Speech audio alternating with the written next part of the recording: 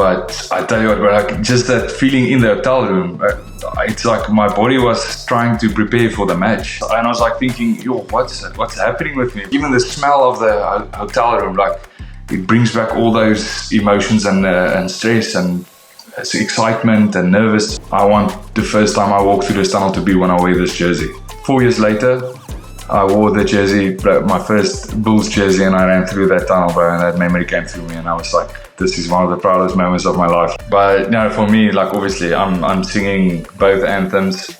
I feel like I can be proud of my French side and the South African side. So you need to know your players, and they know what makes them tick, because at the end of the day, you just want to give them confidence, whatever it takes. And then if he does something, or you made a comment and you see that smile, or you see that, there you touched on something, then you go write it down and make sure that you know that, because if you keep on doing that, but that player is going to run through a wall for you. You can have your dreams and your aspirations and stuff like that, but when you actually can pinpoint the exact time when you know, okay, from now on, this dream is dead. It's really so easy to get into the head of a player, bro. We're not very complicated guys.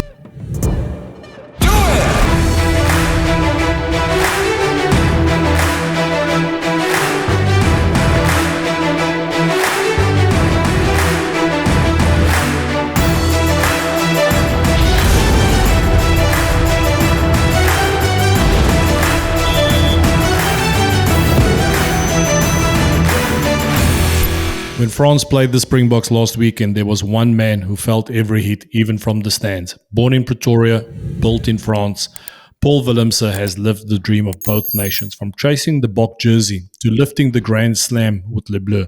His story is one of identity, sacrifice, and brutal honesty. Today we talk about what it really feels like to have your heart split between two teams, and what happens when the game you love forces you to walk away. Paul, brother, how's it going? How are things your side? Hey, Gino, it's good, man. Good. Enjoying retirement life, or managing it rather. All right. You still seem to be in good shape, so I'm glad you're not overindulging too much. So it's good. But listen, now, thanks for taking the time for joining me today. I'm super chuffed and super amped to be chatting to you. We have loads to talk about, but listen, we're going to go straight into it. I know you were there at Stade de France this weekend, so by the time of us recording this episode to our audience and guests, should probably be about 10 days ago, but it was on 8th of November. You were there, I was there. Tell me, what was your experience on that game day?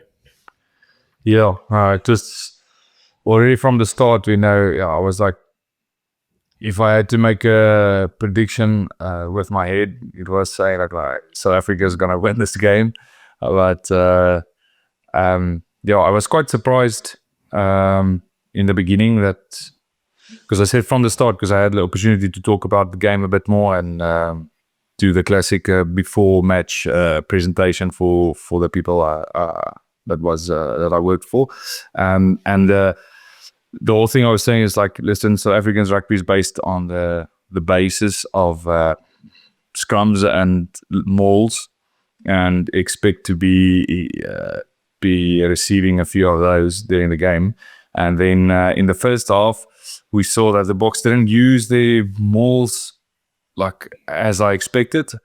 But then I felt like, they maybe tried something in the first half and then kept that in the pocket. And then it came out second half, and I was seeing that puts France in a lot of difficulty, just managing that scrums and the mauls. And then you add on top of it the new play style that they're busy creating with the speedy backs. Yeah, it made it was a tough loss for France. Yeah, it was an interesting week because I had the impression the build up to that week, the whole French nation was reliving that quarter final. And as I've said in the interview yesterday, that I actually felt that fueled the Boks. You know, the Boks were constantly, and I was fortunate enough to catch up with some of them, and, you know, hearing constantly that they stole the World Cup, you know, like we say in French, is on voler le Coupe du Monde, you know, all those type of things. I don't think it was the smartest idea. But, you know, Paul, you being there, and I know when you were playing, when you were wearing a jersey, you were full on for the French team, you gave it all, that's who you are, that's what you stand for. But now that you have retired, how did you feel when both anthems were playing? Firstly, which one did you sing? Did you send both, or did you only sing the French one? Yeah. No. Yeah, it's quite difficult because I have to. Yeah, you kind of have to figure out where you are now. But no, for me, like obviously, I'm singing both anthems because South Africa is still a very big part of who I am, and I don't. For me, I feel like I can be proud of my French side and the South African side. Very proud because yes, South Africa played a massive role in making the man that I am today. But then, France is where I lived the last 10, 11 years of my life.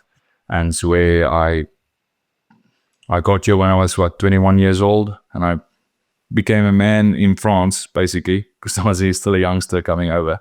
But yeah, when it's concerning to rugby, I get asked this question a lot. Okay, you were probably happy from the French side. You were probably happy South Africa won, and then from the South African side, it's like, yeah. How do you feel now? Yes. So I get it from both sides, but it's for me. It's explained like I'm not a supporter. I explain that I actually bled for that blue jersey. I have been sweat and tears in that jersey, and it was part of a massive history in my career. So no, for me, I'm not just a supporter. Like it's still some of the players that I played with are playing in that test match. So no, they become my brothers. They became my family. They became the guys I faced the giants with. So. Yeah, for me, it's not as a supporter. It's just I played for that jersey, and I'm proud of that. So it's still difficult in a rugby sense because I have I originated from South Africa, but then became French. So for me, it's no. I am proud to be both, but I'm also conscious that yes, France has given me a lot in my life, and it's given me a massive rugby career, something I'm really proud of. So when it comes to the match, I'm sticking with my boys, the French team. No, it's good. That's normal. And, it's kind of funny. Before the game, I did a short form podcast with my good friend and my agent, Damien Dusso. And we did a reel. And it was actually very, how can I say, he just shared that said, listen, you know what? Obviously, the French were hurt by that quarterfinal, but he does believe that the generation that they have has what it takes to go through to the next World Cup. And the poor guy, he got slaughtered because, no disrespect towards him. Normally we see with our slightly high profile guests, we get a lot of views on Instagram, and it got over 100,000 views. The South African public got stuck into him just because he used the words controversial. And but yeah, look, there was a lot of things going on before, but I can imagine, Stade de France, it's a special stadium. I was fortunate enough to have experienced some great memories there, whether it was with Toulouse in 2012, but also with South Africa in 2007. Well, I can imagine, was that the first game that you attended at Stade de France since retiring? Yes. At Stade de France, because the World Cup one, I was next to the field in the stands because I was injured. But yeah, as a retired rugby player, this was my first test match. I've only watched at the stadium 2 or 3 test matches in my whole life. So I've never as a supporter or not as a player. But yeah, so basically this was the first one that I was in the stands after retiring. So take me through that when you arrived there. I remember when I arrived, I got in a metro, didn't have a taxi route. Went the classic route, took the metro to the stadium, and as I walked, I saw Stade de France. There, the memories just came back from 2007, and even though I wasn't playing in 2007, it was just unbelievable that environment. And even with Toulouse, walking into there, I felt that I started getting goosebumps. All right, almost I said. Chicken meat, like we say in Afrikaans, hoedervleis. And what did you feel when you walked in there? Was there a bit of nostalgia? Was there a bit of emotions? Did you have to take a minute? We're all big men, but listen, we all got soft hearts too. Take us through that experience when you arrived at Stade de France on that day when the Bro, French paper box. I tell you what, like, like even just at the hotel, like, cause I arrived the morning, so just like at 12 or something, and I had like a few hours in the hotel room before I got my taxi to go to the stadium. But I tell you what, bro, like, just that feeling in the hotel room, it's like my body was trying to prepare for the match. Like, I started getting this nerves and started getting sweaty, and I was like thinking, yo, what's happening with me? But like there's no stress, but it's like my body is so used to that feeling, and it's like all these small things, because I'm used to in test match, like you are in the hotel the whole day basically, because the game's at 9 o'clock, so you got this whole preparation that you normally do. It's test match rugby, it's Paris, it's a bit coldy, it's a bit cloudy outside, so and cold. So now you're like in the hotel room, and it felt exactly like how I normally used to prepare. You're like busy packing your bag, might go for strapping. You just had maybe the pre-match meal, you come back, get your strapping done, put on, like with us to the French team, we put on our suits, and you're sitting there waiting, getting the last things ready. Now you're going for the last speech before you get on the bus. And then like all those feelings came up. Like I'm sitting there in a hotel, but I'm starting to stress. I'm like, yo, it's like my body is so used to this kind of feeling and this environment in the hotel room. Like even the smell of the hotel room, like it brings back all those emotions and stress and excitement and nervous. So like I'm feeling the smell, I'm looking out the window, even the sound of Paris, like the whole atmosphere. And then like that's not even, I'm not even at the stadium yet, and I started feeling all these feelings, right? And I actually made a post on my socials, like just saying like I don't know what's going on here. Is there any other retired athletes that also experience this still? And I was asking the question, is it something that like sticks with you all your life, or does it go away after a while? Because I was sitting there starting to stress and getting nervous. But yeah, like getting to the stadium, and like for me, I was getting into one of the boxes, but then coming outside and getting that wow, because like as a player, you don't really get to experience like from the sides up in the stands. It's like on the field, and then you look up and it's all the seats and stuff. But now you up in the stands, you look down and you see this incredible image, the whole spectacle, the whole show. And I was like, bro, I miss this so much. I miss this so much, bro. I would have given everything to be there on the field, right? I can imagine. And I was thinking about, because we spoke earlier in the week, we touched base a little bit, and I was like, oh man, this is going to be a tough one for you. And it's normal. It just shows you once again what it meant to you, and that you're also very grateful for what you experienced. And, you created some great memories with the French team. It's not completely the same, but I was fortunate enough when I was done playing, eventually started coaching, and when I was coaching at La Rochelle, I used to live for game day, the pre-match meal. That was important. So even though I was a coach, I loved that game day, and I would get nervous on game day as a coach. Obviously I was worried because I'm going to get fired, but that was completely different. But I would still go look after that pre-match meal. I needed to take my 30-minute nap when we were staying in the hotel and getting on the bus. I would get nervous as well. And we're completely different, watching that Springbok game, or any Springbok game for the matter. I still get nervous before the game. And, I'm mentally drained after it, even though I'm not playing. And I don't know what I'm going to do next year with the 4 test match series against the All Blacks. I don't know. I'm going to do that. I'm going to get the mental coaching and do some extra training, conditioning, get myself ready for that one. But, Paul, just going to move on slightly. You just, mentioned you came from South Africa, and, obviously you came to France, but I heard a story. I don't know if it's true, and you're going to correct me right now. Apparently at the age of 13, you weighed 120 kgs. Is that correct? Or is that just a myth? Is that just a story somebody created, the urban legend? Yes or no? Well, not, that's a little bit exaggerated, but in the ballpark. But like because when I went to high school, when you go to high school, you're what, 12 12 years old, eh? No, 13. You're 13, eh? 13. When you went to high school, yeah. 13, 14. The 13, when I went to high school, I remember I was 103. That was my weight. Okay. And then at 15, I was 125. So Oh my goodness. I had to shoot there. And then the heaviest and then at 16, 133. And then high school, I was like 138 at first team. It's like 138. But from 15, I was like... You must have been destroying guys.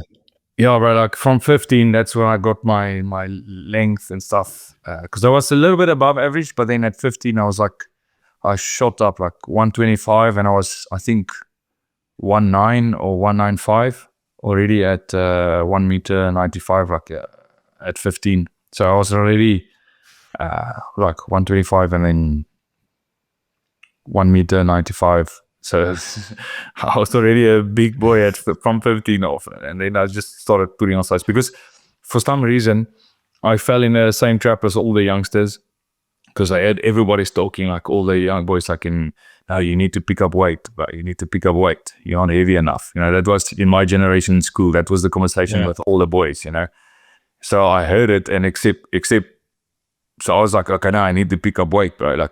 But except nobody actually told me to pick up weight. I was just hearing everybody saying it. So I was like, okay, I'll take it upon myself. Me too, I need to pick up weight. So, but I wasn't even fat. I wasn't even overweight. Like I played 8th man. Yeah. I played number 8. So I still had speed. And then the speed started slowing down. And it's actually that I laugh with my friends, because I always tell them, like, I actually learned how to play rugby when I was 19, because before that it was just me weighing 50 kgs more than everyone else and just scoring tries and thinking I'm the best rugby player in the world, right? Oh, the parents must have hated you. I remember I was playing for Paul Boys Primary, age of 13. And we had, the legendary boxer Kali Krutze, and he had his son, Nicole Krutze, back then. And he was playing wing at the age of 13 and was weighing 105 kgs. And he scored 11 tries against us. 11. We lost that game like 100 and something, to nothing. So I can definitely relate that. No, that's what I said. I remember, because then when I played Craven Week for the Lions my last year, and then I was the heaviest in the whole Craven Week at 138 kgs, and then just like 2 or 3 centimeters shorter than the tallest guy as well. So we had like the heaviest, the tallest, and the smallest guy on the Craven Week, and then I was just there like. I was a little bit overweight back then, so I was a massive unit. Still thinking I'm a crazy good rugby player, but didn't know anything about rugby. It's basically.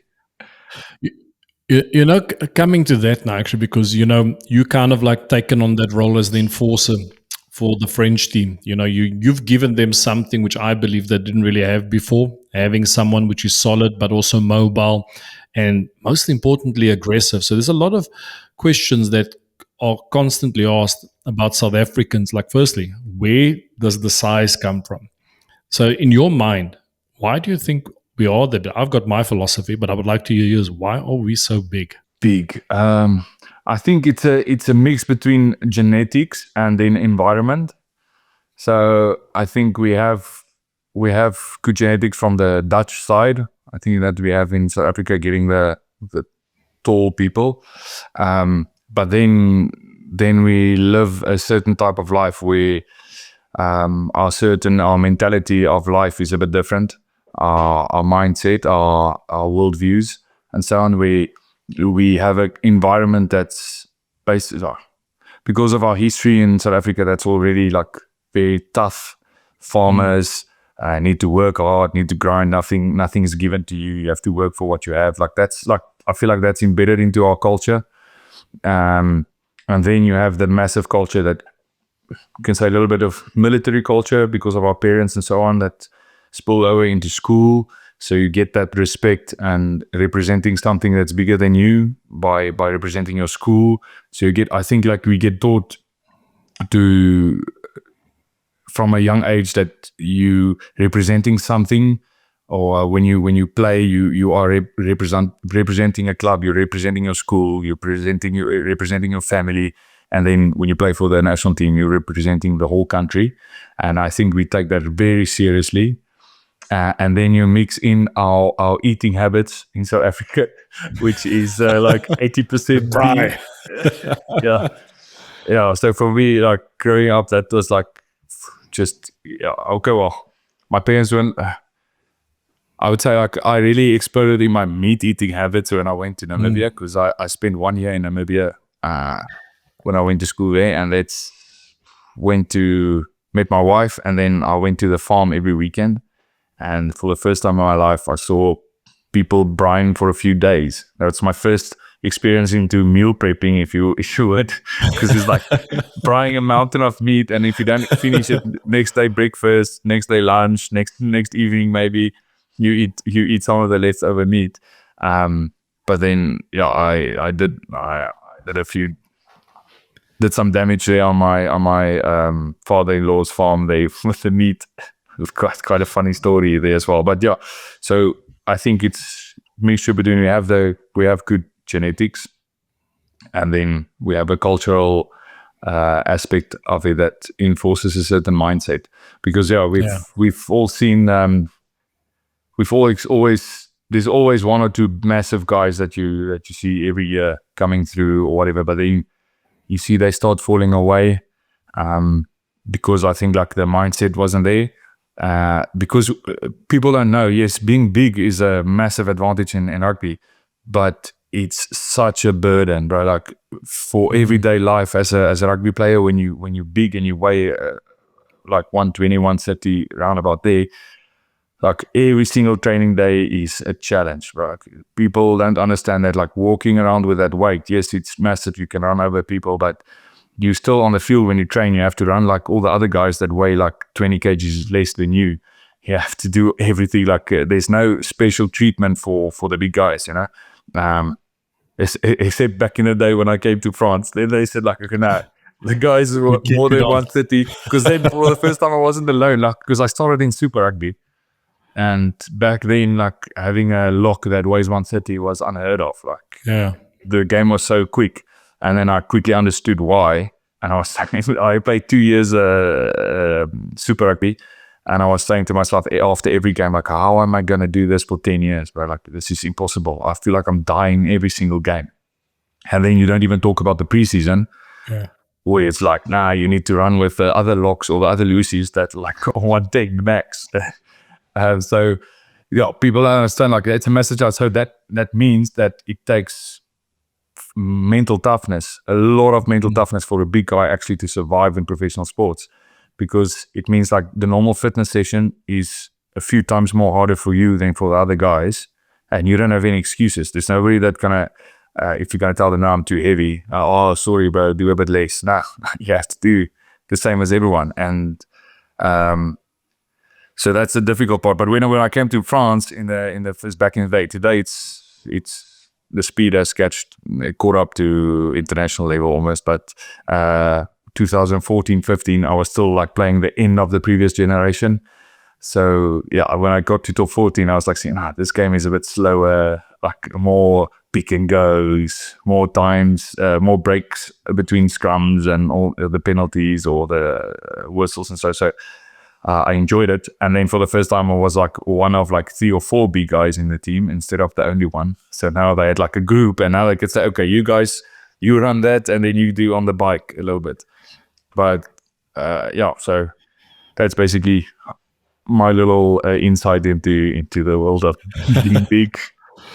But it's funny you mention that, because I think firstly it is tough when you're slightly heavier, you know, and I can definitely relate back in the days. And when we played Super Rugby, you know, it was intense. I was expected to play 80 minutes and 20 plus tackles. It wasn't always easy, and we were pushed not to just run with your position, but you had to push other guys. So we would have some props running with the backs or with the flankers, or at least we thought we were, but we did our best.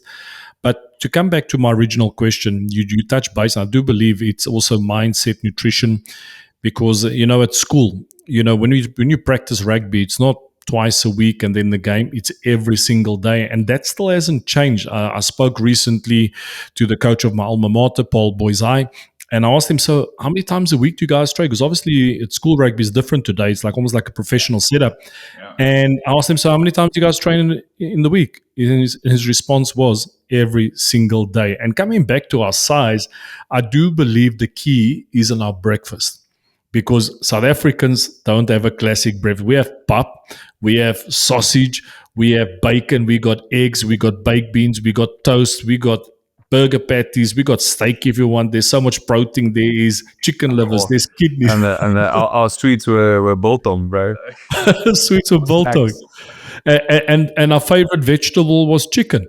So people don't know that and fish chicken is a sometimes. vegetable. Yeah, chicken and fish. I always tell them, yeah, chicken and fish boys. Oh man, listen, we could go for the tangent. I want to get us back here on track. Bull, you played at the Bulls, all right? Bulls still has a very soft spot in my heart, and I wish somehow they can reignite what I experienced as a player, because I was privileged enough to play with some great people. But you played for the Bulls. Why go to France? You were 21 years old. And I want you to be honest here. Tell me, was it the Euros or was it that challenge? Did you want something? What was that the trigger event that led to you going to France? Yeah, I don't know if you have time, but I have a small story for just to show the importance of playing for the Bulls for me. So I grew up in Pretoria and went to the Bulls game with my mates. We had, like, every weekend we were there in the cheap seats behind the posts. And we would go because his family would have a box, and then they would buy us the cheap seats there behind the posts every single game. So I lived that glory days of the Bulls. Like even that game, was it against the Reds, the 97 3 win? Like I was there on the field. But like for me, the Bulls growing up was like legendary status. Like I lived through everything, the top 14 wins and everything. It was like giving me goosebumps, man. Yeah, bro, like it was nice. Because as a youngster, I lived that. I was like, wow, awesome, man. And Victor Matfield became my hero in rugby. And I still have a photo on my 16th birthday where like me and my mates having a photo with Victor in like a local Boston barbecue, like a buffet restaurant. But so, and then my life changed and I had to go, it's like 15th birthday. But then I went to Namibia, and because of family stuff and problems. So I went to Namibia, my mom stayed there, and I started playing there. And we had one tour where we went back to Pretoria, played a few schools there. And then we went and did a tour of Loftus. So at the Bulls. So we arrived there, we went into the change rooms. And when for me, like I was like, these Namibian boys, like I was with, they were like, oh, this is cool. But for me, this is like, I came here every single weekend for like a few years, like lived through everything. Like these are not normal people for me, like, and now I'm in the change room, bro. And then you see back then they still had the plaques on the doors of the seats where like all the previous Springboks played in that seat, and like, bro, it was flipping awesome. And this moment was so big for me that we went out and then they took us through the tunnel to go to the stadium. And when we got there, I stopped before we walked out this tunnel. This moment was so big for me. And I stopped and I told myself, nah, bro, I can't walk through this tunnel, bro. Like it feels like I'm spitting on what the Bulls are, bro. Like this is for special people, like people who worked for this right to walk through this tunnel, right?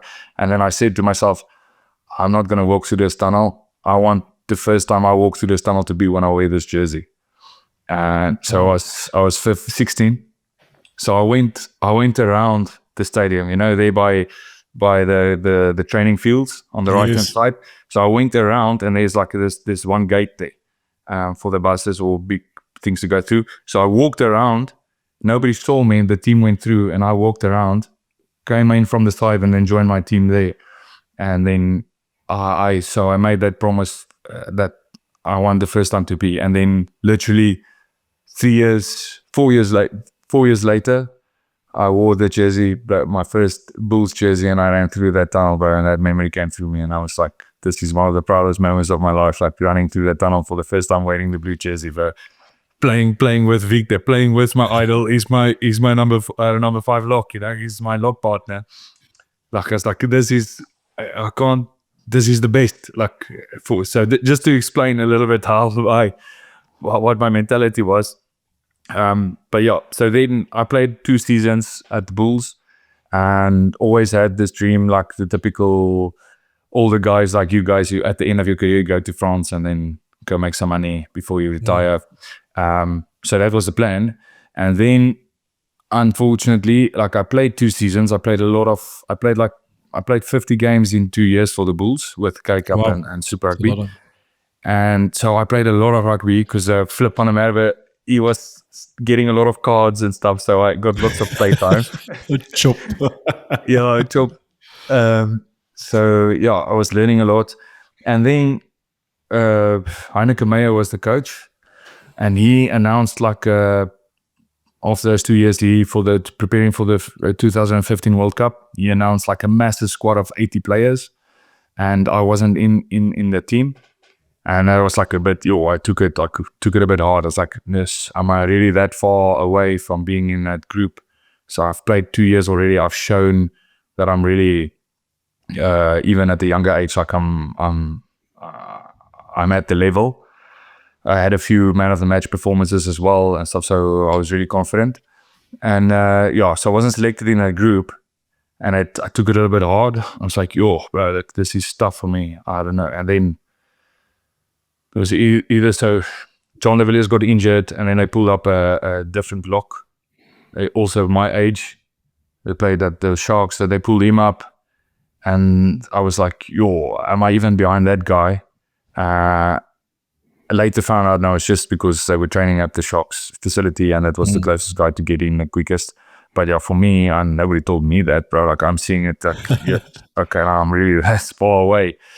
And then like by chance, I got an offer at the same time. My agent was like, listen, Paul, I know we said we want to only look at France when at the end of your career, but there's a big offer that came across our table and I feel like I'm responsible to at least tell you that. So got the offer and yes, it was a very, very lucrative offer for a younger 20-year-old. And it was only for a season and a half. So it meant that after the World Cup, I would be back. And I said, okay, well, either I can spend another 2 seasons here and then just hope for a chance for the Springbok team. But for me, it was quite clear that I'm not even close into the picture of this coach. Or I can go at 20 years old, go play 1.5 seasons in the top 14 and have that experience. That can only be a positive.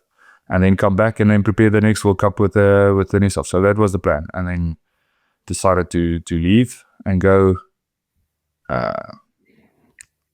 With that said as well, like I had one conversation with Heineke Meyer and it wasn't good. Like we never spoke. He was there at the Bulls one day and he's like, do you want me? He's like, all right, Paul, I coach. And he said, okay. And his first thing that he told me was like, do you want me to tell you how good you are or should I tell you the truth? And I was like, no, the truth, coach. And he told me, no, we thought you were not mobile enough because you're heavy, but we've seen in the Super Rugby you're handling your weight really well. All that, I only have a problem with your discipline. Okay, today it's a bit easier to say, but back then he said you get too many penalties and stuff and your cards. And then I knew for a fact in that 2 years that I played, I only had like three or four penalties against me, like penalties, and then I received. I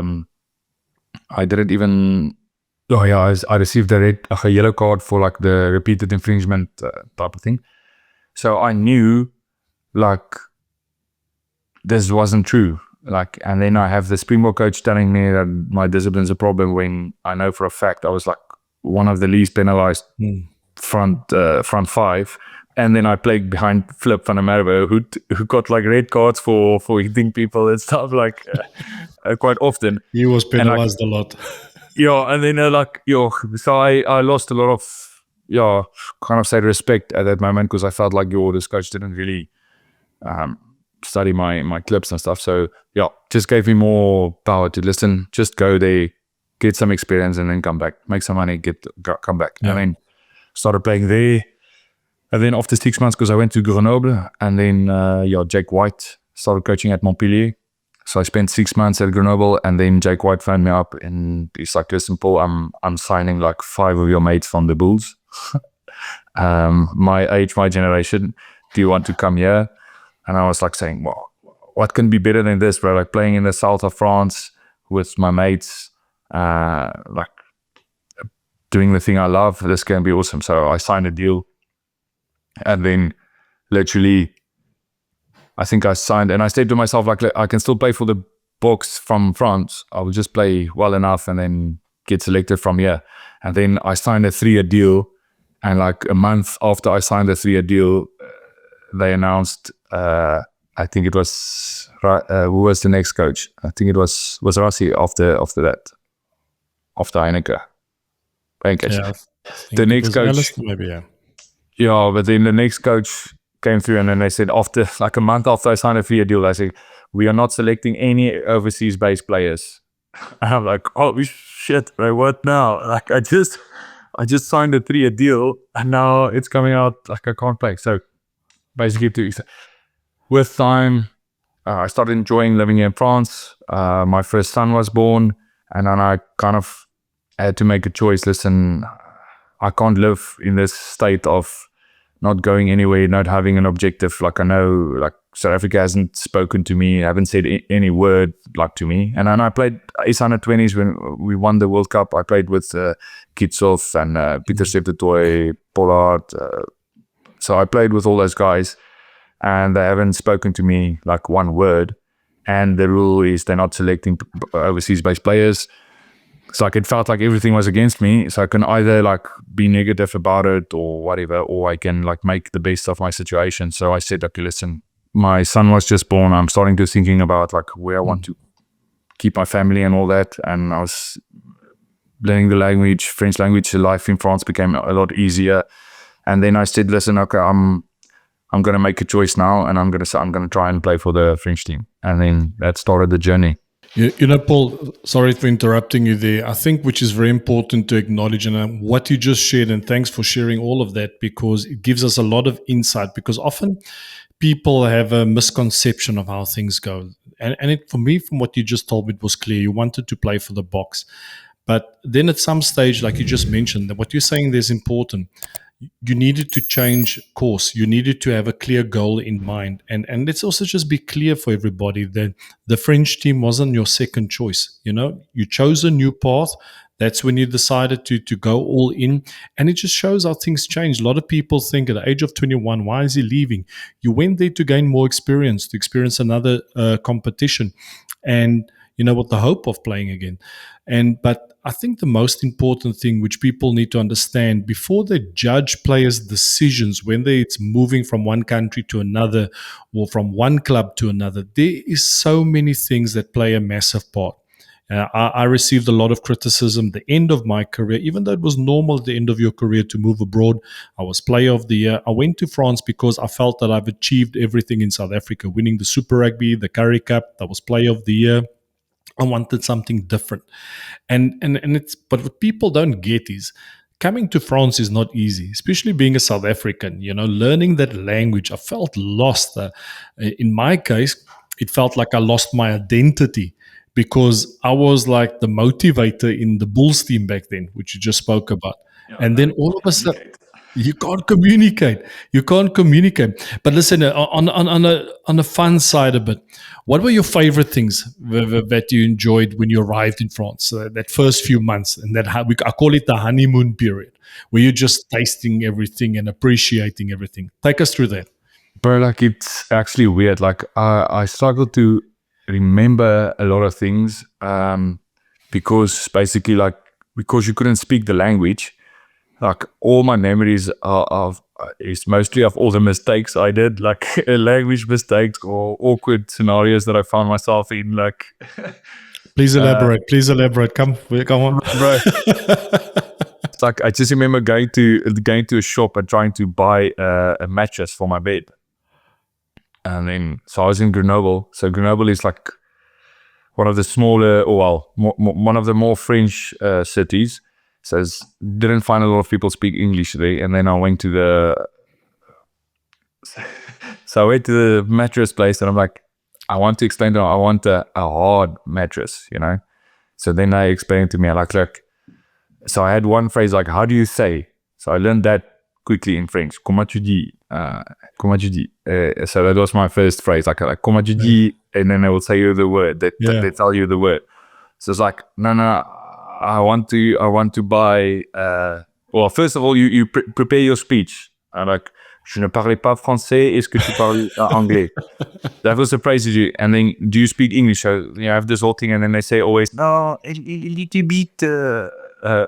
And then they would always speak more English than they would give themselves credit for. But then I arrive at the shop and I get my whole praise, can't speak French, do you speak English? And then the woman's like, no. I'm like, okay, but I haven't prepared anything else. So I was like, okay, I need to buy a mattress for my house because I'm leaving and then getting married, and then my wife is coming. So I need to get the bed and the apartment set up. So I was like, no, I want to buy a bed. So then she's like, okay, this. So I think, comment tu dis? So then she says, matelas. Yeah. And I said, okay, matelas, yes, I want to buy a matelas. And then she's like, okay. Now she's explaining to me, do you want one that's soft or hard? And then I go like, no, I want matelas hard. Now I'm standing there in the shop, and then pointing to a mattress. I want that, and I want a hard mattress. I don't know why I explained it. And this lady's eye is like, oh, okay, I don't know. I'm not sure if we're talking about the same thing. Just other things. And then like doing the kiss thing, bro. Like, like, I don't know. Still today, the bees are like, for me even today, it feels like in their culture, giving a hug is way more personal than giving like letting our faces touch, bro. Like for me, still to this day, I'm like, we don't know each other, but we touch our faces, bro. Like that's a bit intimate for me. Like. And I remember coming up to in the locker, in the office, and then there's like a lady approaching me, and she stands up and she looks at me like with her head to the side, like just looking at me, and my agent is like. I'm standing there, I'm looking at this lady, I'm like, what? She didn't even say hello or anything. She's like just walking up to me and making a face like this. And I'm asking my agent, so what's that? What's happening here? Why is this awkwardness for 5 seconds? Like, no, you kiss. And she's like waiting for the bees, bro. Standing there for 5-6 seconds, awkward. Like, what's this lady doing? But yeah, there's a lot of stories like that. But you're talking about the bees there, even myself, I always get it wrong because I was in La Rochelle for a bit and it was the opposite side. You'd have to start from the right, if I'm not mistaken, going to the left. Then I would come back for a weekend in Toulouse. Then it's from the left to the right. And then I would go back in the day, I would go visit Brian Liebenberg when he was still in set. And they would do 3 kisses. I didn't know that. Like, I'd pull out after the second one, and they're like, what? Hold on, there's a third one. Yeah, the classic straight in the air. And the worst is your birthday. When you're having a birthday, and just for our audience to understand. So imagine this, and we've seen comedians make jokes about it. So if it's your birthday, you arrive at your own party. Now you have to go give a bees to every single one at the party. All right. So then you still don't have your drink. Now, then, as the French would do it, you have to open the presents in front of everybody. So now you open your presents. Now everybody gives you a present. Then they give you a bees again. All right. So now that's one. That's number 3. Number 2. Now then the third one, when everybody's leaving, then you need to give another bees as well. Because if you don't do it, it's disrespectful. So you end up losing like 90 minutes if you're having a party. But yeah, that's at Grenoble, it was 4, bro. 4. Yes. And then I come to Montpellier, it's 3, but now every time I go up to Paris, it's only 2. So I do the 1, 2, and I go for the third one, and the person left, and then I have this. Okay, so I'm going to ask you this, Paul, because this is interesting for me. At what stage do you know when you can actually give someone a bees? Because the way I have it is that when you actually do have good relationship with someone, you give a bees, but sometimes it gets confusing. You meet someone, and then like the second time they come in for the bees, like in my mind, Yeah, but there's a difference. So what's your criteria? But that's the difference between men and women now, because that's the difference. Like ladies, like from the start, it's fine. Like you go for a beers, it feels like that's the norm. Like, it's like meeting someone that you work with or whatever, someone else's wife or whatever. It's straight to go for the beers. But like for men, that's I still don't get it, bro. It's still difficult for me because I would have. Yeah, like you say, like normally then you try them, I asked them to explain it to me when, and then like, no, it's like between you when you have respect for each other. Like, but then I was like, but I have respect for you guys, but I don't feel like I want to give you a gift, like, because then now it's South African in me, bro, Afrikaans guy, needing to touch faces with another guy. But then I started with, so friends that I now have a lot of friends that I've become close to, and like for them, it's like I would always have a hand. But then you get the other guys, they're like, nah, I'm not like step the hand away, no. But for me, like for all the men that you have, like you in South Africa and Afrikaans, we call them the Willemse. So it's the guys that are 10 or something years older than you. Like they like it's a good massive respecting thing if you give them the beers. But I struggled like in the rugby, like some guys you see in a change room, some guys give the bees, other guys not. South Africans are just here, right? Just give the hand, just stick it out. I don't know. And it's the most awkward thing when you're going in with hand. That guy came in for the bees and then like, oh, okay. Yeah, so I'm still struggling with that. All right. Okay, so for all our audience, just to understand what is labise, that's the kiss on the cheek, that's created a lot of awkward situations in France, but it's also a great way of showing respect as well, and also people showing respect towards you as well. So that's interesting. But listen, I'm gonna shift gears a little bit, all right, because the way we are going, we're gonna go here for a 3-hour podcast. Paul, you've achieved some great things in your career. I just want to shift to your playing career and playing for France, going back to that. And, we do see it happen. A lot of players playing for different countries, but they fully immerse themselves in it. And I always say, my point of view, players deserve to play for that country. They should go for it, which is very important. But playing your first test match for France, being a South African, if you can take me a bit through that. How did that feel? Like obviously you were excited for that game. You are proud to wear that French jersey, but what were you going through in the build up to that game? Yeah, but it's like, like you say, people always they only look at the positive things, or the benefits.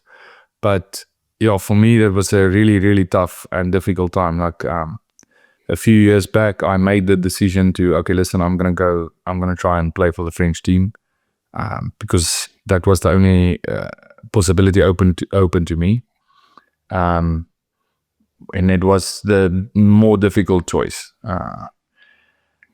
because getting accepted, it's always, even in France, it's like back then. Now it's a bit more accepted, but back then they were still really proud of their French heritage and keeping the French team pure in some way.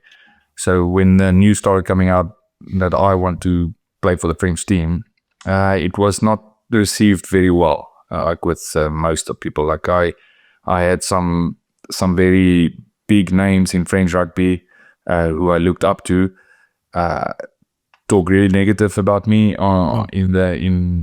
in the media, and saying things like, they don't need another South African in the team, or he's not really French or whatever. So I had to deal with that. I mean, on the South African side, you deal with he's going there, it's his second choice, or he couldn't play for the South African. So you're getting the bad side of both sides. Like, it wasn't like one choice was like given to me on a plate, or the easier choice. So I had to manage all that and be, like I said, more focused in exactly what my objective was. And when I made the choices that I'm going to try, it wasn't easy. There's a few things that happened as soon as I got close, because I should have played a few years earlier for the French team. But I started talking to the previous coaching staff, and then just before they wanted to select me, because the rule was you could play for another country not without having the passport. That's still like the rule is today. So I started speaking with the coaching staff, and then as soon as it got really close that they select me for a test series, the whole coaching staff got fired. So boom, and I spoke with them for a whole year, like having meetings with them and getting close to it. Got fired. Okay, starting from scratch. And the same year we lost the top 14 final. And then the coaching staff got fired. So I found myself in a difficult place. Like, what am I doing? Like, lost motivation, went on holiday, picked up like 12 kgs, came back, club was like, what did you do, bro? Like, you've been away for 4 weeks, you come back like 12 kgs heavier. What? It's possible. Very easy, bro. And the crazy thing is, I felt like I was being careful. I came back after 3 weeks with 10 kgs from South Africa last summer, so I can relate. So just to say, like, it wasn't easy. And then with the second chance, when I got close, they phoned me up, the president of the French team, because when it came in the media and they saw the negative reaction, and then they phoned me up, the president of the French Federation, like Bernard Laporte, phoned up, listen, Paul, we're going to change the rule now, you need a passport. And I was supposed to play that November, and they tell me that like 3 weeks before. Wow. And I'm like, well, okay, it's fine, then can you then help me to get the passport? And he's like, no, if anybody finds out we're helping you with your passport, then it's going to be even more negative feedback. So like, okay. Luckily, I did start the process even a bit before. So it's like every time I got there and then I was shot back, like it wasn't easy. Like I should have played way earlier, but yeah, didn't. So then the day I arrived, finally being selected for the first Six Nations in 2019, and getting there, a bit disappointed, but in any case, so I just got there on my first game, singing the first national anthem, the Marseillaise for the French team. Like everything came onto that moment in like saying like, this is actually, I'm doing it now. Like the choice I made, this is now where it's going to be made. Like beforehand, it was just a choice that I had in my head and I'm moving towards a direction, but now I'm actually achieving it. But by saying that, this means that I'm actually closing the book in this moment. In the next few minutes, I'm closing the book of my childhood dream for playing for the South African team. Like after this moment, after this national anthem, the dream of me playing for the French team, for the South African team, for the Springboks that I had since I was 5 years old, like this dream dies at this moment now. And it was very emotional for me. Because you can say a lot of things and you can have your dreams and aspirations and stuff like that, but when you actually can pinpoint the exact time when you know, okay, from now on, this dream is dead. There's nothing you can do after this moment to bring back that dream. So while singing that, it was very emotional for me because I'm like literally physically shutting this book, closing it forever. And it can never come back. But also at the same time, I'm taking a risk and I'm opening a new book that would have different possibilities, things that I haven't thought about yet or can't even think about now. I'm making up that possibility, and I'm taking the responsibility of backing my choice and saying like, listen, even if this was not the best choice for me, I'm gonna make it the best choice. Because I believe it was in my hands. Like I had everything in my hands to go out and make it the best choice. So yeah, on the one side, closing the dream, bro. Like it's tough. It's tough for us as professional sport guys that like we understand how important having that one dream, because that's the reason you go through everything in your whole life to get there, and then normally you have to do it when you end your career, but now I had to deal with it, like closing that dream while I'm still a player. So it was difficult. It was definitely one of the hardest things I had to do, but I had to do it to move forward and to go forward and chasing a new dream, a different dream. Yeah. Paul, what you mentioned, I think is important, and I definitely resonate with you because when I left South Africa, I actually closed the door on the Springboks, because back then the rule was they won't select international. And then to my surprise, when Heineke became coach, he opened that door and then he selected me. I didn't expect that. I wasn't prepared for that. And on top of that, I was enjoying my holidays in Spain after winning the top 14 in 2012. So by the time I got selected, I was 7 to 8 kgs overweight. And I still remember seeing a photo of me at a warm-up before England with my stomach, like I was sitting down, stretching my hamstring. I was like, oh my goodness, what are you doing? What are you doing? I felt so embarrassed. Well, And those photos, like, it was in the newspaper. And I was like, oh my goodness. But yeah, it's so great to hear that, because I know you've shared the story before in terms of the experience, but what you shared, that thanks for taking time and actually sharing that, because you know, we make tough decisions when it comes to rugby, and rugby for us as rugby players, you know, it means everything to us. It means everything. Sometimes it's a great thing, sometimes it's a bad thing. And I remember towards the end of my career, I still wanted to stay on at Toulouse, extend another career. Hugo Mola just became the new coach back then. And I can understand now why I made this decision. He needed to get rid of the old guard, myself, Terry Dusautois, Albacete, all these guys. We were old. You know, you couldn't have with these 34, 35-year-olds, the majority of your group, if you want to go forward. So, and we could see the results of that. But I remember there was this moment. I was in this dark place. I didn't have a club for about a few months, and then I got this gig at Stade Francais. But then I knew, I made a decision, it's time to call it quits, and I need to focus on life after rugby. And I remember my last game, it was at Agen, and I played for Stade Francais. And, you know, obviously, being South African in France, we don't always have the greatest support system when it comes to family, looking after the kids. And unfortunately, my wife let me know she won't be able to make it. And I remember running out onto the field, you know, to warm up, and just having the unbelievable friend Damien Dussault. He organized everything. And as I ran, I just looked to the left, and my wife and my kids were there. And you know, being South Africa, we don't really show emotion. And I was running out. I broke out into tears, because that's when it hit me. That year, it's done. It's over. So even though I wanted to play a little bit long, but I realized my career, at least I had the opportunity to end my career on my terms, which was not the case for you. So tell me, how did it feel when you came to that realization? Because I know you still had a lot in you. And I just want to say, firstly, I didn't say, my apologies for not saying that in the beginning of the podcast. Congratulations for an unbelievable career. What do you achieve? You show you made a choice, and you became probably one of the best in the world in your position. All right, it's very, how can I say, it's very rare that we get players like you that's mobile, that's physical, and other players are trying to replicate your style. But, you know, I always said you were like a Bucky's Botha on steroids.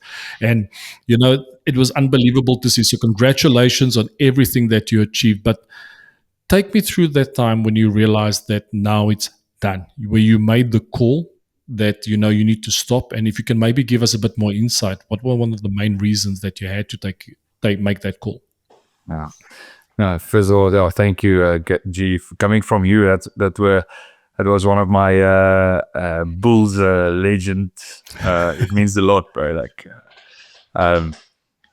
yes, but like, it's still a bit difficult, because it feels like I'm still living through it. Because it's only like my last game was October last year, so I'm like just barely a year from my last game, and I only actually announced my retirement in September, so it's only been a couple of months. But yeah, no, I had a whole process of, for some reason, just starting to get concussions. I never had a problem with that in my career. So I started having one. I ended up having 6 in a 2-year span, and it started getting more aggressive and more serious every one. And I started getting knocked out with hits that already I've taken like thousands of those hits before, and now like it's knocking me out. So yeah, I basically, before the last one, I took 4 months off. On the fifth concussion, I took 4 months off, and then the specialist was like, "Listen, Paul, you're already like a orange case for me. So like, you're on the limit. We'll take this one off, and then see how well you get back, and we'll take it from there. But I'm gonna tell you now that if you get another concussion, after starting to play like really quickly, it's 100% sure I'm going to tell you to stop. So I took it like, okay, well, 4 months off, it's a lot of time for a rugby player to come back feeling fit, started training, everything went well, and then played my first game, first ball carry, got a shoulder on the jaw, slept, and then I couldn't pass the concussion test after when I went off, and it was on that moment, you realize that this is probably the end now. Like, realizing that, so I went into the change room, broke a few lockers, and then sitting there by myself, like just trying to manage it, and like realizing, this is all of a sudden, all the important things about the score of the game, winning or losing, or all that stuff, everything falls away. You don't care about all those things anymore. You're just managing, like, is this it? You asking the question, is this really it? Right? Like, is this the end now? And going afterwards, starting to talk with the specialist, he's telling me like, listen, you're done. And then like going through the emotions of not accepting it and saying like, let's just give it a few more months. We'll see, start training, we'll see how it goes. And then after a couple of months, still have symptoms. Trying to convince the doctor now, like, just give me a few more months, we'll see. And then in the same time, like every day you're like starting to think, okay, should I start planning what I'm gonna do? Am I still gonna try and fight? And then you have your family and everyone telling you, no, Paul, just stop, bro. Like, don't take the risk. And you shouldn't take the risk, but I'm like, this is the only thing I know how to do. Like, I want to still do it. Like, I'm not ready to stop. I still have at least 2 good years left, at least, or minimum. Like, and then going through all the emotions of like just accepting it, bro. And then it took me a long time. It took me a really long time to really get to the place where I can say, listen, okay, I'm a good enough place to say, listen, it's fine, I can stop. But then you start just starting to look around you in the responsibilities that you have as a dad and as a husband, as a friend, and you start putting rugby in its proper place where it's not the most important thing, and that there's a whole new life to live afterwards. But it's difficult when you're in it, so you kind of go through this thing where your bubble needs to get popped for you to actually realize that life exists outside of rugby, and that you are something. But for me it was mostly being scared of who am I going to be. Like, most of the confidence that I have in myself comes from the things that I was capable to do on the field. And then for me, my role on the field was always being the enforcer, like you said, and being the dad of the field. Like, when for me my most proudest moments on the field is when I could see in the eyes of my teammates that after I did a massive hit or did a massive thing, like seeing the lights lit up in their eyes, saying like, okay, no, Paul is ready. He's there for us. We cannot go as well. Like, if I could see that on a field, bro, that was the only thing I looked for on the field. Like, seeing my teammates, like, you could see some games like you guys are a bit scared, you're nervous and all that. And then when I saw that in the change room, I knew, okay, Paul, you have to go there, take 10 minutes, and in that first 10 minutes, you have to make a massive hit, either a massive clean out, a massive tackle, or a massive ball carry to show that to your teammates, listen, we have this, even if it's a big team or what. And then after I do that thing, I look up and I look at my teammates first and to see did I achieve something in their eyes, and if I can see in the way they, the smiles, the proudness, the high fives and stuff, then okay, I show them. Okay, boys, now it's your turn. Okay, go now. I showed you it's possible. Okay, let's go. So I took that responsibility on me always to be, doesn't matter. Like, I never go backwards.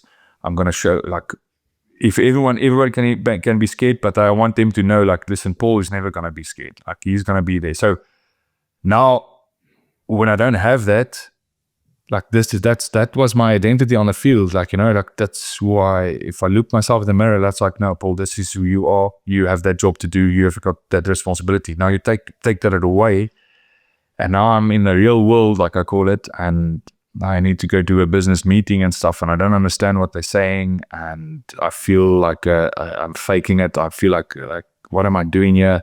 No confidence at all, and like it's been years for me that to remember a stage where I didn't have confidence in myself on the field. Like just that feeling of not having confidence, like. And now experiencing, I feel like an 18-year-old again. I wanting to know, no experience. What should I do with my life? For a while there, I couldn't handle that. It was something I was not used to. But yeah, with time and starting to put in place, and that's the journey I'm on now, is digesting all of that and figuring out who I want to be, what I can also use. It's like identifying all the things that I've learned in my career and identifying the things that yes, I did certain things on the field, but it's mostly what caused me to become that on the field. Like there's other things, other positive aspects of who I am that actually helped me to become that on the field. And I need to find that again to help me to become something different outside of the field. Paul, wow. Firstly, hats off.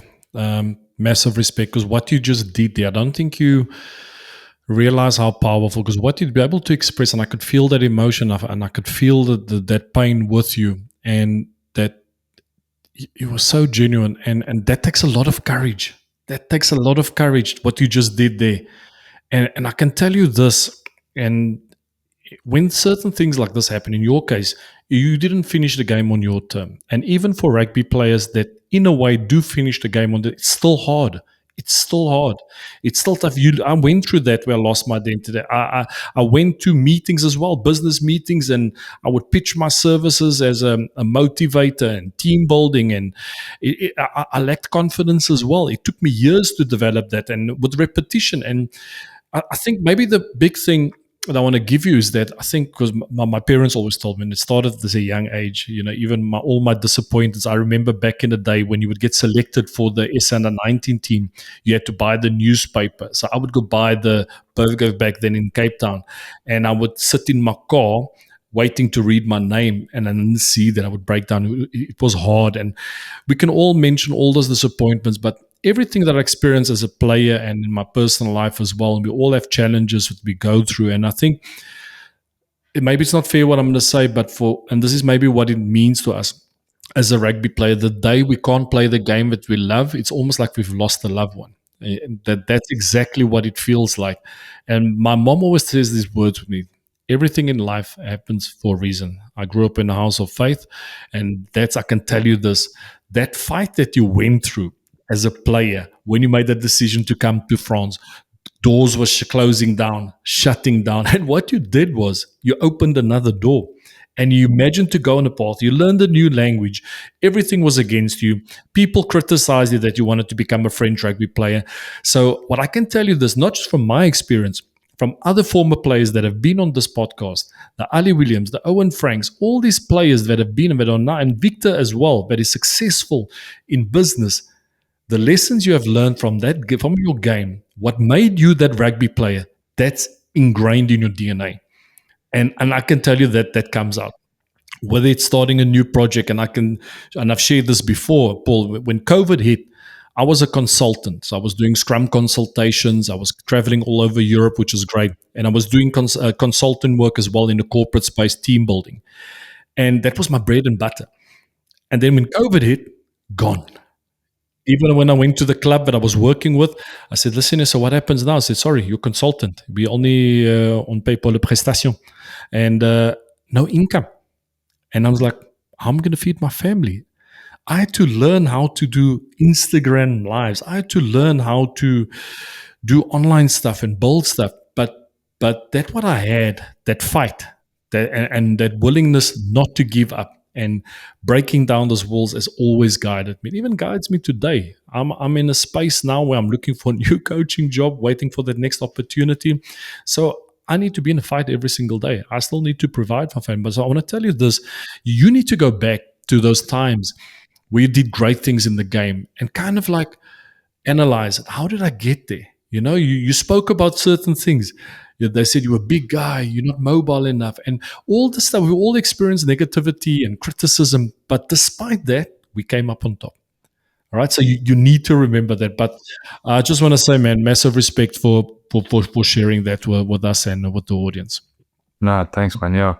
It's like you said. It's like just like for me now, it's to find that value in everything I learn and trying to find the translation. Because I still want to give back, and help other people that going through these things. Because I feel like it's a negative and a positive thing that I always say, like in professional sports, you live through all the ups and downs that a normal person in a normal career would live through in 40 years, career of 40 years. We go through all that in like 8 or 10 years of the ups and downs, because 1 week in rugby is a very long time in professional sports, because everything can change in 1 week. So for me, like you said, like it's just finding all that value pieces in, I think that's for me, that's on the journey I'm now on. It's like trying to find all those pivotal points, all those decisions I made, all the things that had impact on me, and be able to communicate them. But that's it's challenging. It's not easy, but I agree with you. That's what I want to do, and where the most value will be, that I will find.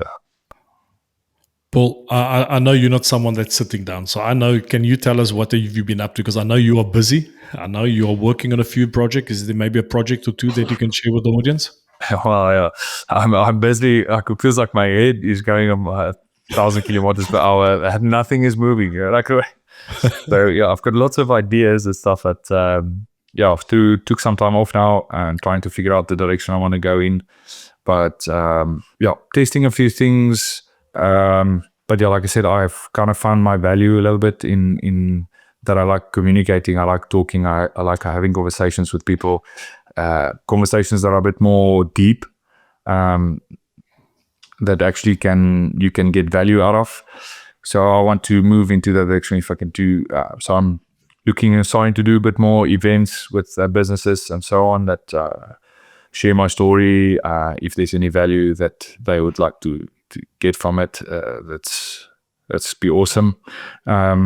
Otherwise, I have my supplement business that I'm started with a few friends, like here in France. So we are developing our supplement brand and moving forward. So that gives me a little bit learning curve of the business side of life. And then in the personal sense, like I said, I like doing events, doing some things with companies. I'm also trying to develop to help actually to be able to help businesses with training, and then as well going into the mental health talks and stuff, because that's a thing that's very that I'm very passionate about through my career. I found we still have lots of ways to go in how we manage the mental health of professional athletes specifically, but then also people outside of sport as well. So I'm basically looking in the ways that I can use these experiences and these stories, like you said, to try and help the people. Because like I said, I think there's a benefit of being forced to manage so many ups and downs in your career in a span of 10 years and getting a positive end. Like I still had a massively successful career. So in spite of it all, like it means that I did some things right. Like I managed some things successfully, and I'd like to share that with people. And if I can help other people with that, that can be awesome. You just touched base on something. One thing I always share, and I've been doing this now for years as well. In when I go into the corporate space, showing the parallels between the game of rugby and what they experience in the corporate world. And sometimes in your game, you have certain strengths, but you need to develop other skill sets to either stay up to speed. For example, I needed to learn how to pass in Toulouse when I arrived here, because in the Bulls we didn't pass. I just kept the ball and broke down the wall. And with repetition, you eventually get there. And I think that's the key thing. And it's one thing that I've learned as well in life, something that's not related to rugby, whether it's podcasting or social media or other key skills, whether it's AI, with repetition, that compound interest, it starts to accumulate, and then you actually get good at things. And that's the main thing that we as rugby players do well. We are used to repeating things, and when we choose something and we work on it, we all know you can go from unfit to fit. That is very important if you have the right program, if you're committed, if you're clear on your vision and you know what you want to achieve. But you touch based on something there, the mental health of players. So obviously I've retired for a while. What would you say is the main issues that rugby players are struggling with today? Because even though we throw that word around a lot, but we still don't really talk a lot about it. We see a lot of things are happening with players after their career as well, unfortunately. But if you can maybe give me some more insights to what you feel like players today, what are the big mental health issues they are struggling with, which you feel should be addressed?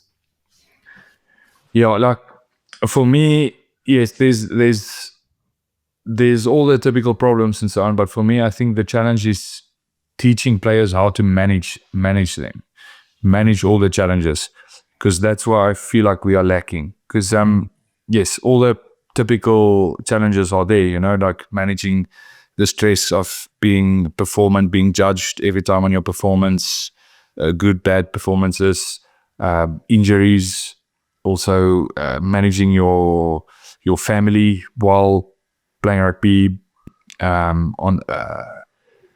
That's also a challenge. Like I say, the managing your house, like that's a challenge while being a rugby player. And then all the social interactions that you have, like with your family, friends around that, while as well managing all the stresses of the rugby player, which is very isolating in terms of your family, because nobody understands what you're going through. And you can have, and I feel like all the rugby players get to a point where they start realizing that if they start telling their family or people outside of rugby, like, this has been tough for me, like they try to understand, but they can't, because they haven't lived it. And the problem today is that if you start telling the players, okay, now you have to talk about it, you have to open up. The problem is, like, you can't open up in the change room with another player because you might be competing with him.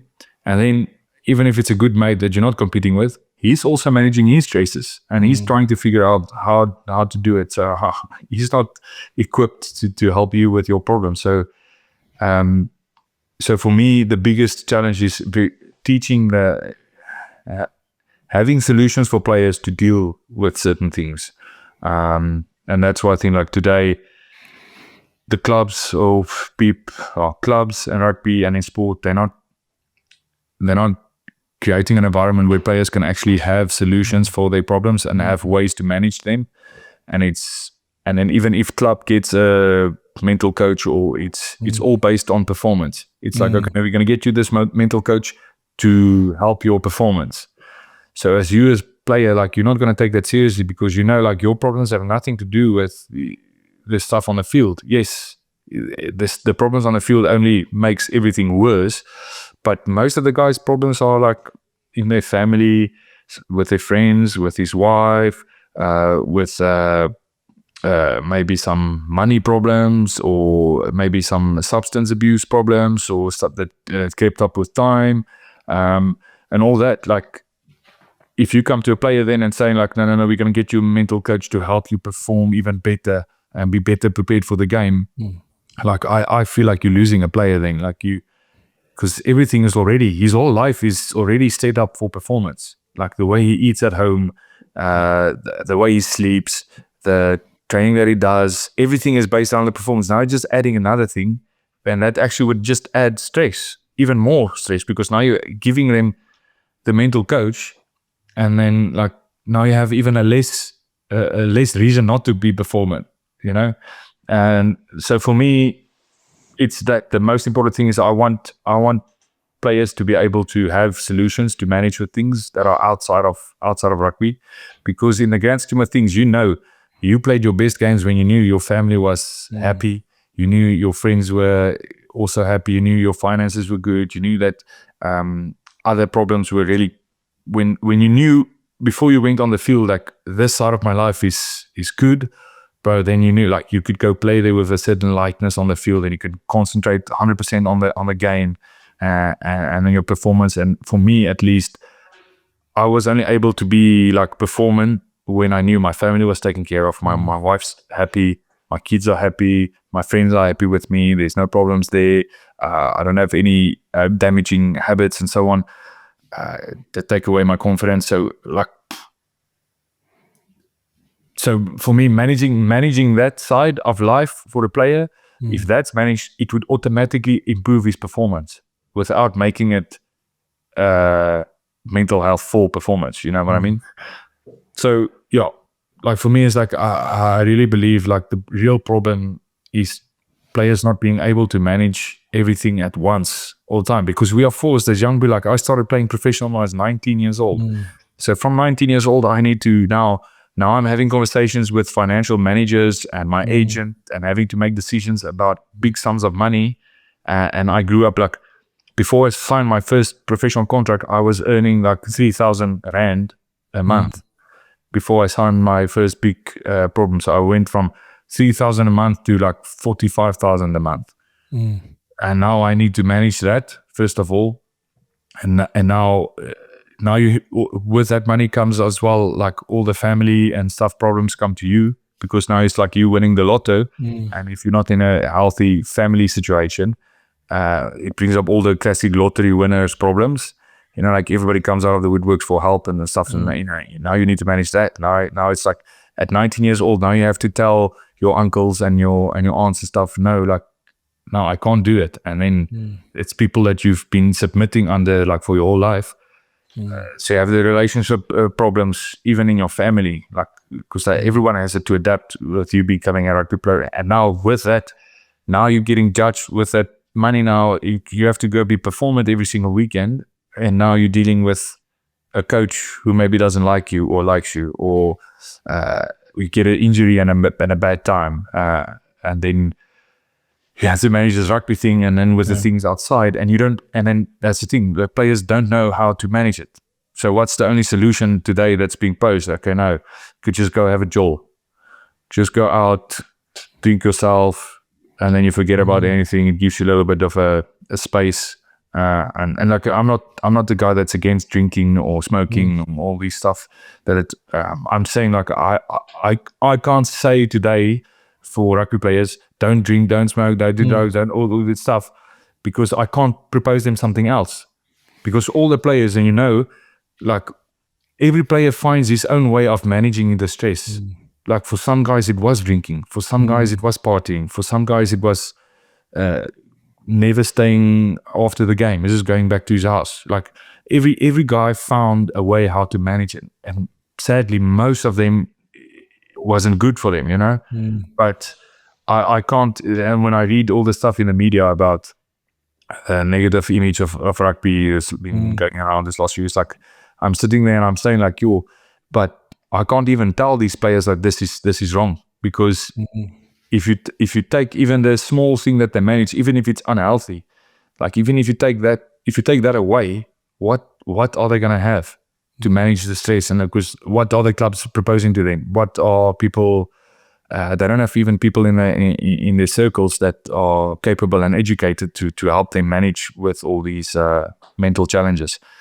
So that's where I am at today. It's more on the side of like helping players, giving them the tools to manage with all these stresses, because like you get everything thrown at you at once, and like I said, you're living all the ups and downs that somebody does in a 40-year career. You're going through that in like an 8-year span, like, and then you have to move your family, and then it's losing contracts, and then it's injuries. You never get an injury in a good timing, like, and then it's selections, and then it's signing deals and losing deals, and it's all that. So managing that, okay, but then you're expecting a player then to be performant, and then the only critique you give them is of their performance on the field.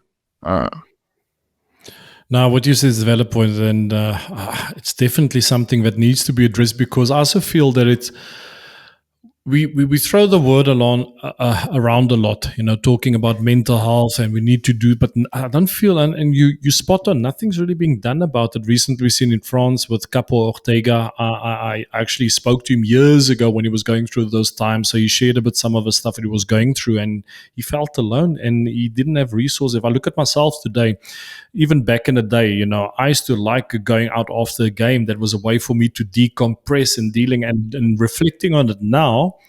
You spot on, I didn't know what else to do. And that wasn't the right thing. Like even now myself, today I'm older, I'm fine. I can go a weekend without having, I can go months without having a drop of alcohol. And now what do I do these days? If I'm stressed or feeling under pressure, what do? I resort to prayer. I resort to meditation. I do breathing techniques. I've got other resources to my disposal today that helps to deal with it. Training for me today is a way of getting through it, building resilience, managing that pressure. And yes, if there's anything I can do, please let me know. That I'll be definitely be interesting to help in any way, because I do. It's easy. What I've always said as coaches, we're looking for performance. When players are not performing well, you take another player because your head is on the block. So if you get told you need to choose the best prop for the scrum, say this is the guys. But do we actually spend time really analyzing why isn't this guy performing? What's the reason? And I've always said this for years. I don't understand why teams don't have a sports psychologist, or even like we have here in French, we call it assistant social, so someone you can go speak to, that's someone that's independent, and having this, like we say in French, espace de parole, just having a space where you can just speak freely, and it's not a coach. And if you're upset about not being selected, you go to that person, and that person is equipped to say, okay, you're upset, share with me, let it go.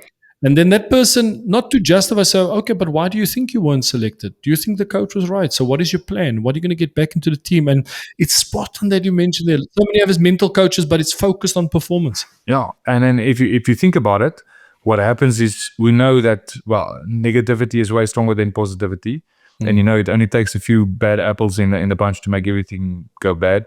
And then for me, still, like, I don't understand why clubs, they can't understand it. Presidents of clubs, they don't understand this. Like, our base for rugby players is we love the attention. Like, I'm proud in saying, like, yes, I am a attention seeker. My whole life, it's entertainment based. Like, I was a performer, and I wanted the appreciation from people on the field. I love the applause. I love people telling me, yo, yeah, you played well. Even one of my first memories of me falling in love with rugby is scoring my first try when I was still a 5-year-old, and seeing the reaction of my parents' faces, like going crazy next to the field. And for me as a 5-year-old boy, I was like, wow. So if I do this, I get that. But like, that's awesome. I want more of that. So I'm going to do more of this. So even my basic memory of rugby was like getting that attention from people, the appreciation, the, wow, you're awesome, you're great. And that's what all of our rugby players love, bro. Like, that's, like, and I don't shy away from it. Yes, I'm an attention seeker. Like, because I'm a performer. That's what I do. Every performer loves an applause. That's why you do what you do. So I love that. So for clubs today to not understand, like, a massive thing for a player is appreciation. And I was giving a small example. Like, I got to one of the test series that I did with the French team, and I'm talking to one of the players in the Toulouse team that just won the top 40. So I was like walking up, hey bro, like you good, happy, you won the top 40 in a game. It's like, you play awesome. And then guy's like, his response is, yo, did you get a small Brunus when you guys won the top 14? I was like, yeah, the club gave us one. And it's like, yeah, our club didn't even give us anything, bro. Like, so, and then in that conversation, I was like, but I'm sitting here talking with the guy who just won the top 40. Bro. One of the biggest things they can do in French rugby. And he's complaining that he didn't get a 50-euro gift from his club. So that explained to me exactly the thing. The club doesn't understand the mental aspect of players, because there's so many things I believe clubs can do today to actually play on that if they understand it. Yes, on the mental health side to improve the negative things, but also improve the players' performance by leaning in towards what are they actually mentally, what do they want? What do they appreciate?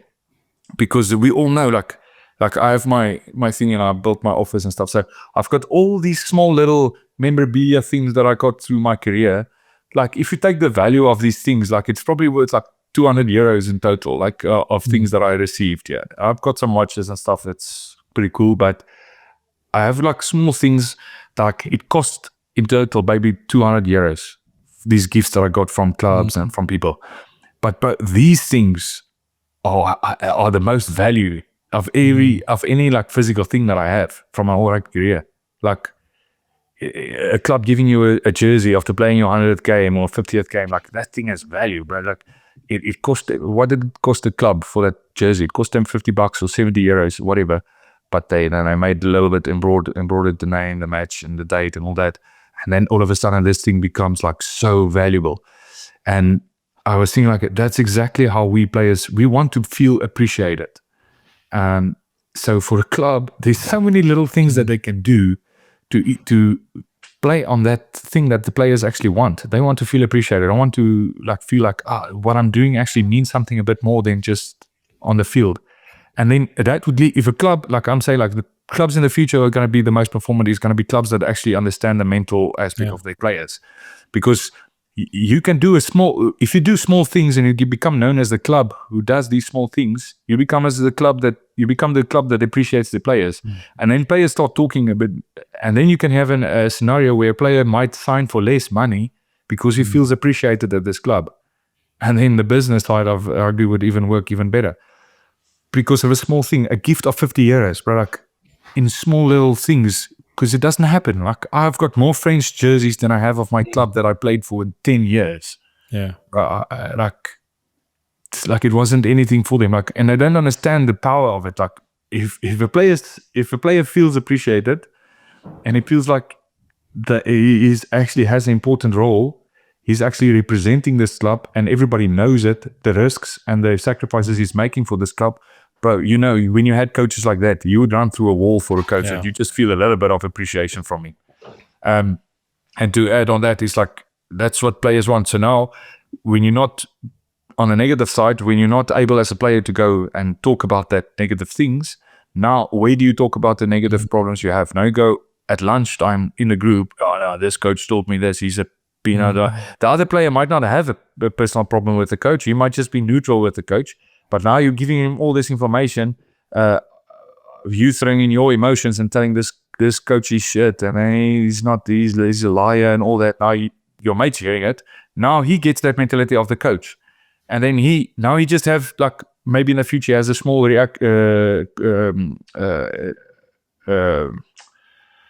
has a small reaction. A meeting with a coach, and a coach says one small thing where normally it would have been nothing. Now, because of my mate telling me all these negative things, now it's becoming worse. And now I'm also saying, this coach is good. And before you know it, you've got the whole change room thinking the coach is it. And next thing you know, there in France, we're having a vote to fire the coach. Yeah. Because just of one guy who didn't feel like he was being heard, and he didn't have any other way to express his feelings, where if that took just one, like you said, one conversation with a professional or somebody that's actually equipped to deal with it, he would give him, yes, go, get it all over. Okay. And now I'm going to give you the tools. How do you manage now? What are you going to do now? Let's put that in place. You have reason to feel like you're feeling. You have reason to be negative. Okay, but we need to manage that because it has a potential to go really south. So here's the tools. We're going to manage it this way. And now you walk out of that meeting, you feel like, okay, you've dealt with it. You have a mission. You have a way to go forward. I'm going to put that in place because that's how we work. We want to know, tell me how, and I can do it. And then I know what to do. And then you avoid that negative conversation because now the player's going to say, yes, I had some problems with the coach, but I'm dealing with it. I'm working with, and that's how you keep the positive aspect in the change room. Where I've went through a lot of those. Like but listen, 10 years time, I had 8 different coaching styles at the same club, bro. Like I went through everything. Paul, I think I need to get you on another episode because there are so many things we didn't dive. I wanted to talk about that, experiencing your experience with working with 8 coaches and what goes through you. But I don't want to just you to give a quick answer. I'll definitely give you better. But we haven't spoken about your passion, mauling, rucks, attacking mauls. We definitely need to talk about that. I think I might actually get you in the school community just to talk about that, talking about the mauls. But you shared so much there, and it just shows you as well that in teams you're going to have players that lead, but you're also going to have players that are going to be disruptive, and that most of the time there's a reason for that. And if they have, and I agree with you there, if they have a space where they can express themselves or at least work the problem and know that there's a solution, that anything is possible. Paul, we've come to the end of the podcast. And there's so many other topics I wanted to dive into, but that merits definitely a second episode. And I just want to say thanks for taking the time. Before we sign off, is there anything that you can potentially share with our audience who are young and aspiring rugby players and coaches? Any words of wisdom that you can share with them? Well, in terms of life or rugby or rugby. The players that are pursuing their path, you've shared so much of it, and I think which has been very great on the mental side of things. But is there something we can share with them, that a player that is chasing a dream to becoming a better rugby player and potentially a professional rugby player or international rugby player? Yeah, so it would be 2 sides, from a coaching side and from a player side. But from a player side, I always when I give advice for youngsters, I always say the same thing, and that's go and identify 1 or 2 things that you are really good at. And then when you have that, you make sure every single game that you are the best player in that 2 things on the field every time. So if you're a prop, you think it's your scrumming, or maybe tackling is your thing, maybe ball carries are your thing, maybe kicking, maybe whatever it is, 1 or 2 things. Not more than that. And you make sure every single game that you were the best guy on the field in that 1 thing or 2 things. And then you try to develop that. Because you don't have to become the superhuman rugby player at the start. You don't have to become good at everything. First of all, you need to be seen. That's the first thing you do as a youngster. You need to be seen. And for you to be seen, it means that you have to do something that's way above average. And when you have that, coaches, clubs, when you have that, they can easily say, listen, he has this and this. He's weak at all these other things, but we can develop that. That's easy. We can get that up to par. But he already has this thing. So if we take this thing that's above average, we can, there's so much growth left. We can work with him. So you will be seen easier. So for me, as a player, I always say, you find out 1 or 2 things and you become the best every single game in those 1 or 2 things, and you don't care about. So but now you have an objective every single game. You know why you're playing the game. It's just not to score tries or win or whatever. No, you are actually now knowing exactly why you're playing and what you have to do every single game. And then for coaches, it will be trying to figure out what makes your players tick. Trying to find out how their brains work.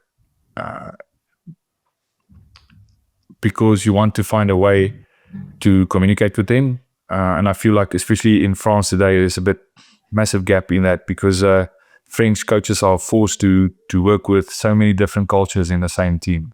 And I don't think there's not other champions coaches, nowhere other in the world do you have coaches needing to manage 8 different cultures in the same team. So you need to know your players and then know what makes them tick. Because at the end of the day, you just want to give them confidence, whatever it takes. If you see a negative reaction from something you said to this player, then you go and make a note. I should not ever do or make this comment or talk in this way with this player again, because it's have a negative effect. And then if he does something, or you made a comment and you see that smile, or you see that there you touched on something, that then you go write it down and make sure that you know that, because if you keep on doing that, but that player is going to run through a wall for you. And it's easy. It's really so easy to get into the head of a player, bro. We're not very complicated guys. For me as well, some of the coaches that had the most impact in me as a player had 1 thing they told me, 1 conversation, just one sentence they told me, And that gave me enough fuel to go like, okay, coach, don't worry, bro. Like, I've got you back, bro. You'll see me now. And it just took one conversation, one sentence. And when I got that, that became the foundation. Now, after that, if he had a negative reaction and he gave me a bit, oh, Paul, this is unacceptable, it's fine, because I know I have that foundation. He already, I know where I stand with him. I know he knows my head. We have the respect there. Now you can shut me out. You can scream, yell at me. It's fine, because I know the foundation is there. I know you understand me. So it's fine, coach. I'll take it. Next thing. So it's a little bit long answer, but yeah. It's brilliant. No, it's valuable, Paul. No, man, I think you've missed your calling, man. I think you need to start your own podcast. So much gems coming out there. So as I mentioned, definitely we'll get you on for next. So thanks for taking the time. I know you got a busy day. You got lots of stuff to sort through, lots of work to do.